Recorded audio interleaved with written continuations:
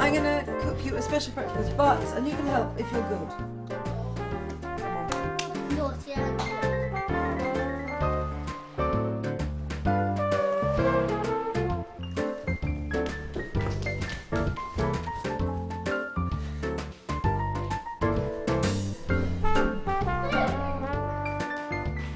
Emergency breakfast supplies. I tend to make pancakes in a weekend anyway, but if I'm away, I like special ones. Ricotta hot cakes, which are wonderful, really light and fresh, just taste of a summer weekend. I always think of them a bit as having the flavour, sort of cheesecake and the texture of a souffled griddle cake. Anyway, a 250 gram tub of ricotta is what you need to start off. And 125 millilitres of milk. I always use semi-skimmed.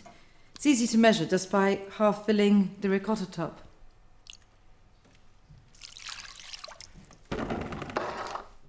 And 2 eggs, which need to be separated, and the eggs beaten separately. But a small child can do this for you, so that's okay. These stir together very easily. Don't need to be too energetic, so it's quite good for early in the morning. And now, 100 grams of plain flour, about a teaspoon of baking powder, and a little child labour ensues.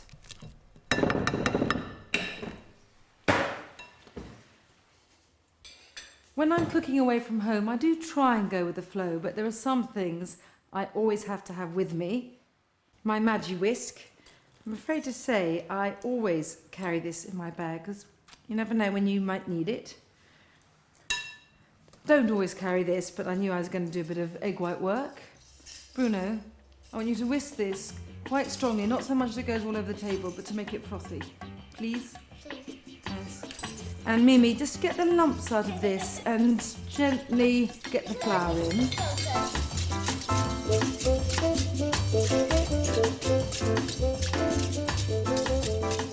I love strawberries with these. There's something about that juicy redness. But I have to say, I'm not going to put up a fight. I know that the children are going to want syrup, and you know, I do occasionally as well. The thing about the fruit, and it could be any fruit, is that it seems to highlight the freshness of the taste and actually makes you feel like you're eating very healthily. Mummy, Yeah? is this enough? Let's see. I think that's fine. Do you want a bit more? Here, that's very good. I think that's okay now. I only want them a bit frothy. Can I have this, please? Thanks. But I don't like strawberries. Well, you don't have to have the strawberries. You can have the syrup. Thank you. So, just pour these frothy whites into the yolk and flour and all that, the ricotta base. Just fold, or really rather stir, in. And when you're cooking them, I mean, if you're using an ordinary frying pan, I would use a bit of vegetable oil, but this is a non-stick griddle, and it's just a question of dolloping out spoonfuls at regular intervals, and after about 2 minutes, they'll be lovely and golden brown. Just flip them over and give them another half minute or so, and that's it.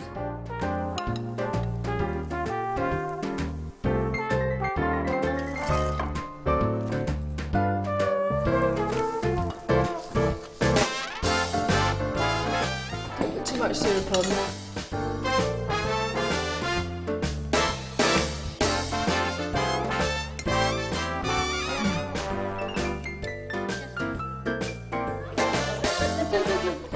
Wipe them off.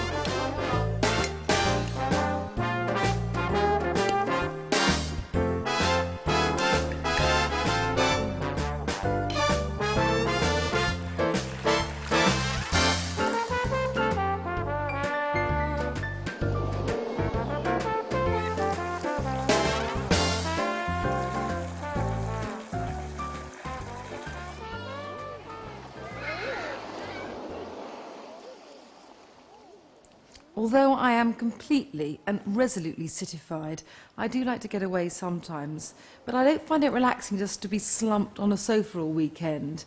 For me, I unwind just by pottering about in the kitchen, and I know it sounds strange, but I do find it really liberating to be in an unfamiliar kitchen. I mean, not that I'm trying to escape my way of cooking or my food, because that's the food I like. I mean, just because I'm at the seaside doesn't mean I'm going to be opening a welt stall. But cooking while I'm on a weekend away kind of reminds me of what it's all about. Having friends over, cooking with them and eating with them.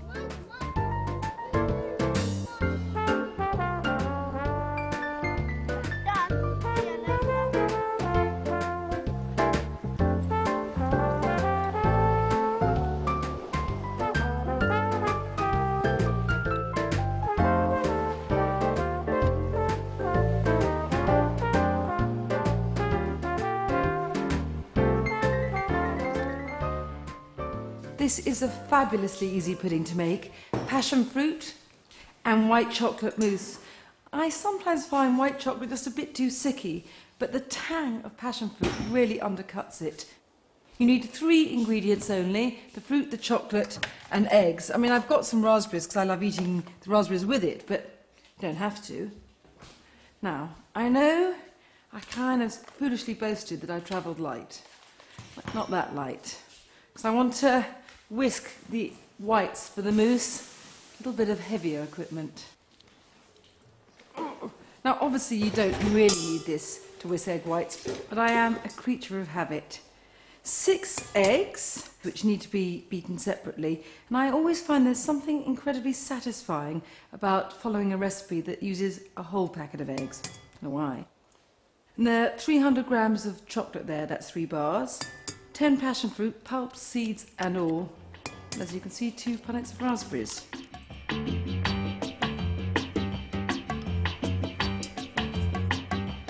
So while the eggs are whisking, I'm going to mix the chocolate, passion fruit and yolks together, and then I can just fold these in when they're stiff.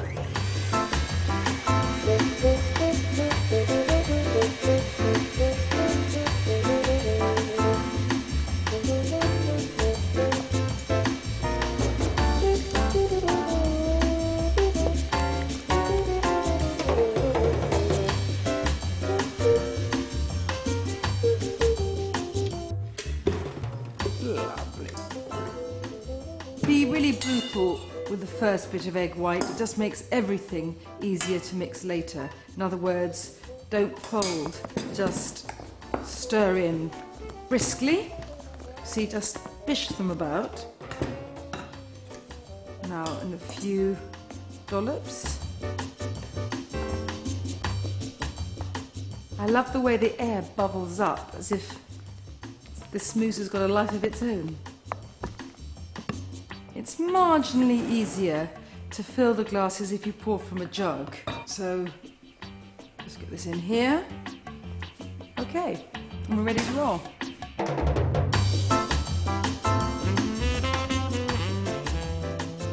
I like to put a few raspberries in the bottom of each of those glasses and then pour the mousse on top. And something very strange happens when it sets, which takes about 2 or 3 hours in the fridge.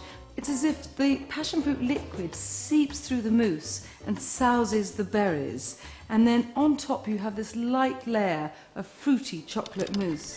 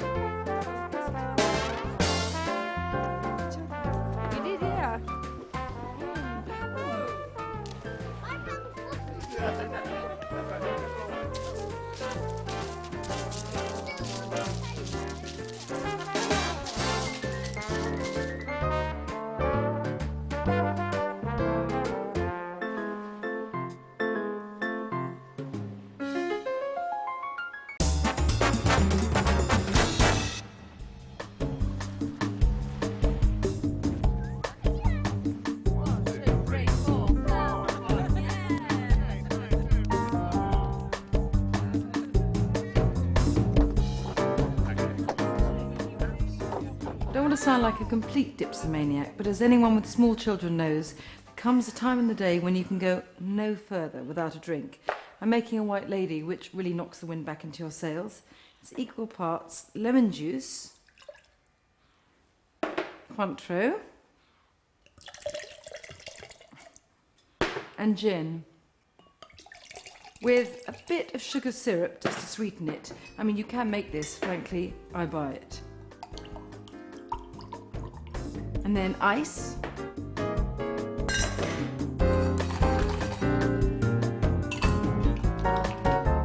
All you do is shake and pour.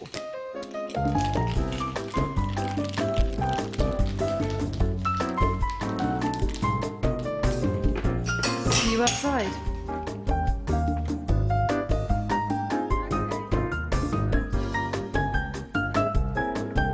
White ladies.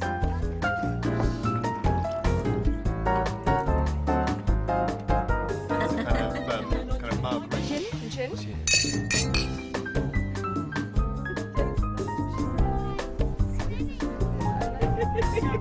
I like the... Very nice.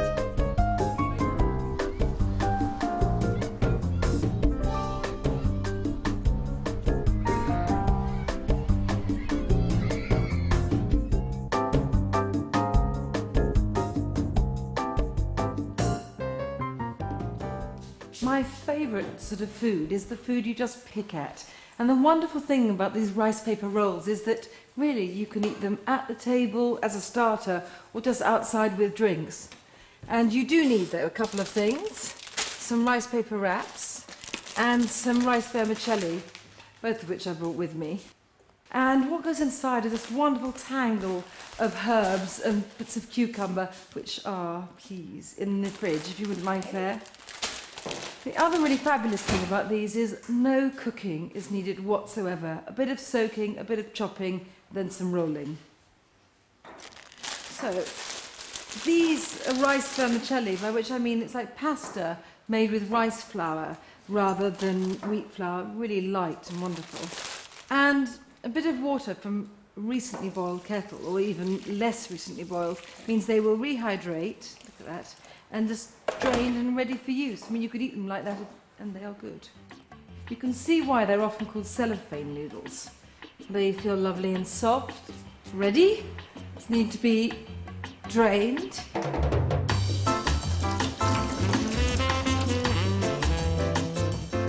Now, a little dousing, just lightly seasoned, bit of soy sauce, my favourite things. Fish sauce, love this stuff. And a bit of rice wine vinegar. Now, can you open this for me? Sorry, I'm being a bit of a girl. Oof. This is tough. Oh, thank you. Just intelligence needed.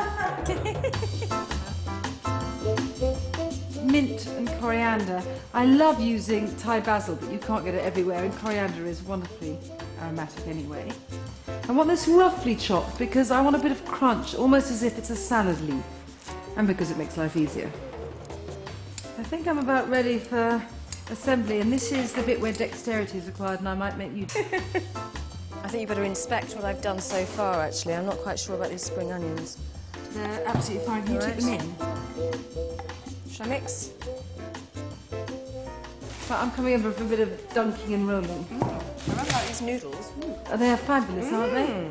Now, what else do I need? A plate. Okay. Okay. So what are you going to do now? I'm going to do more or less exactly the same as I did to those rice noodles and just rehydrate. Very nice. And I'm going to leave it there for 1 sec while I get a tea towel because I think it's going to be wet work. Nothing wrong in that. Okay. Very neat. Okay, this is now perfect. They don't need very long, which is good. And I do them one at a time, otherwise I'm frightened they'll stick together. Yes. Now, just I tear it off.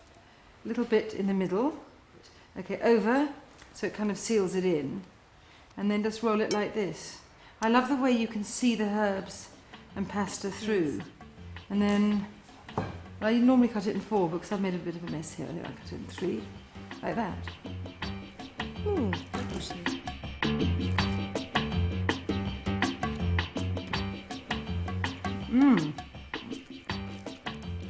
Oh. Not the easiest thing to eat. Oh my god.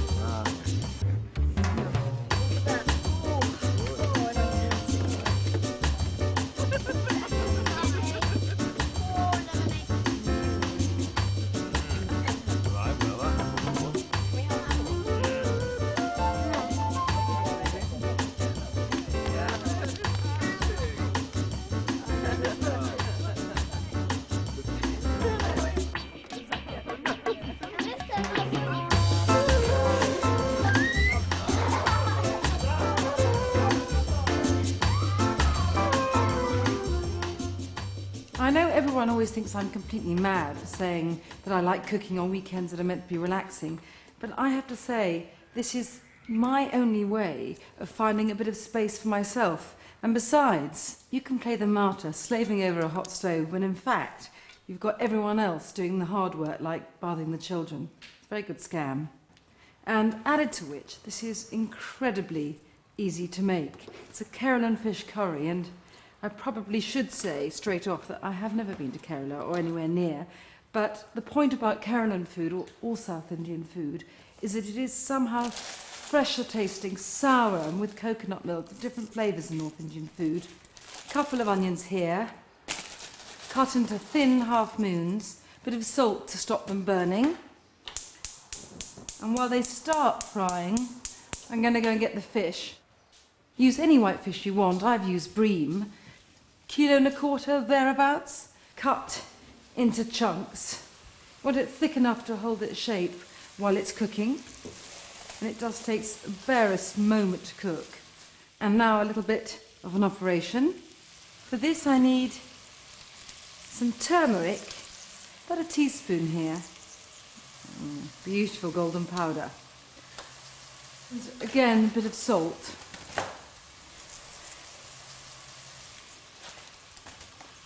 And I wouldn't normally do this, but the trouble with putting your hands in turmeric is that you get stained yellow. It looks like you've got a terrible sort of 50-a-day habit. It's really worth doing this because this way the spices go deep into the fish. What I don't want is, nice plain white fish cooked in a curry sauce. I want everything bathed and immersed in loveliness. I mean, this gives a golden colour to everything, but it does have a strange, sort of deep flavour of its own. The thing with all curries is about building up the level of flavours. Of course, now I have to get them off, but...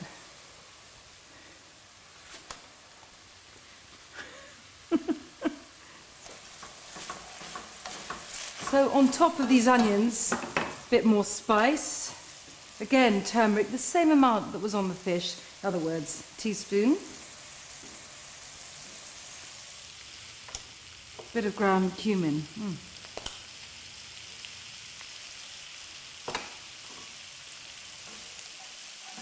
I love the way this turns a deep ochre.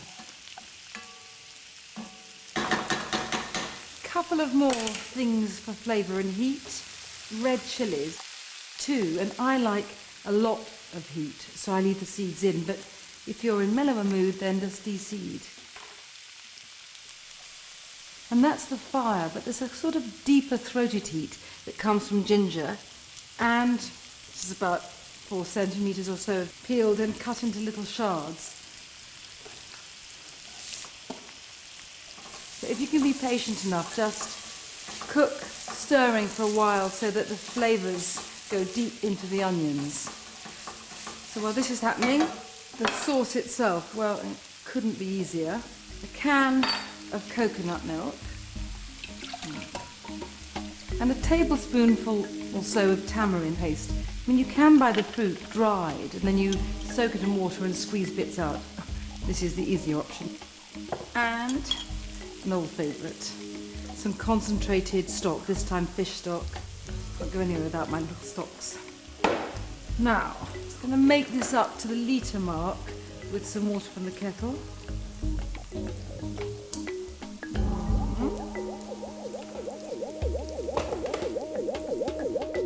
Stir it together. Just pour it in.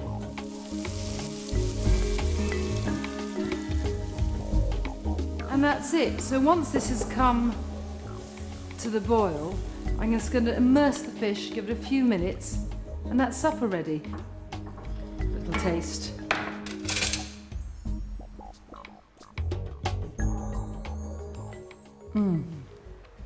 I love the sourness of the tamarind against the sweetness of the coconut.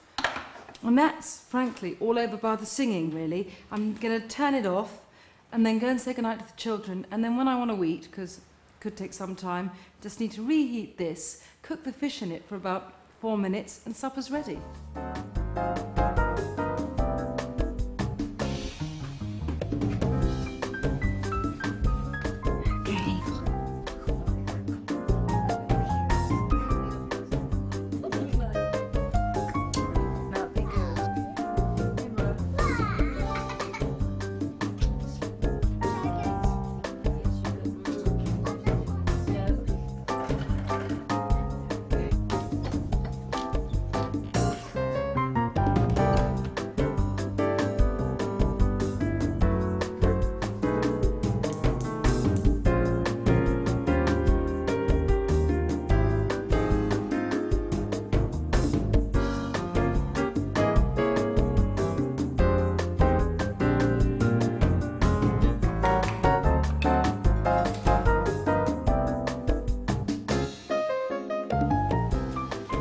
Yeah? What's this? Oh, I certainly am, yes. Oh, this looks delicious. I'm going to give you both of these. The smell has been fantastic. It is just What gorgeous. the sourness. It's lovely. Dishing up for ages. And the fish is lovely. It's sort of firm and light. It's gorgeous. It's so sour Yes. and sweet at the same time. I'm going to scoff a lot now, I think.